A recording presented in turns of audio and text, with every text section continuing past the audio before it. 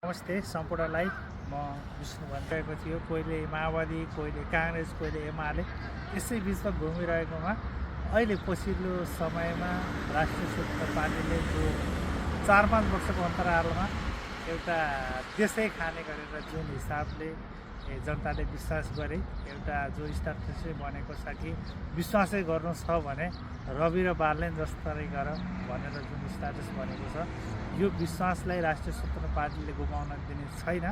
र जो हामी एउटा विदेशमा बसेर पनि जो हरेक जिल्लाहरू एउटा कोर्डिनेसन गरेर विदेशमा मिलिजुली बसेका नेपाली साथीभाइहरूले यसपालि भए पनि राष्ट्रिय स्वतन्त्र पार्टीलाई बहुमतको सरकार दिनको लागि हामीले के कति गर्न सकिन्छ भनेर विदेशमा बसेर हामीले जुन प्रयास गऱ्यौँ अप्रत्यक्ष रूपमा आफ्नो हिसाबले जो हामीले गरिरहेका छौँ त्यसलाई मैले पनि केही योगदान गरेको थिएँ भनेर तपाईँले पक्कै पनि महसुस गरिरहनु भएको छ।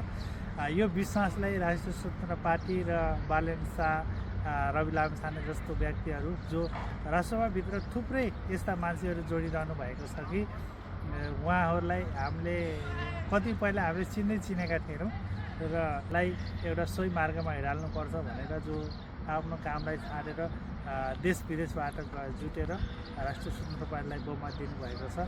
यसको फलस्वरूप राष्ट्रिय स्वतन्त्र पार्टीले एउटा राम्रो क्लियर बहुमत लिएको छ, यसलाई सम्मान गर्नुपर्छ।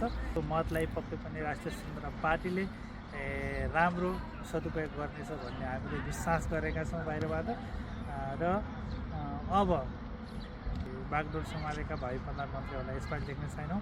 Thank you so much. मेरो भिडियो कस्तो लागेको छ, कहाँबाट हुनुहुन्छ कमेन्ट गर्नुहोस्। तपाईँको प्रतिक्रिया के छ, आफ्नो प्रतिक्रिया पनि युट्युबमा छोड्दै गर्नु र मेरो फेसबुक कमेन्टमा आएर यस्तै भिडियो रिटर्न गर्नको लागि मलाई सम्झिँदै गर्नुहोस्। Thank you so much.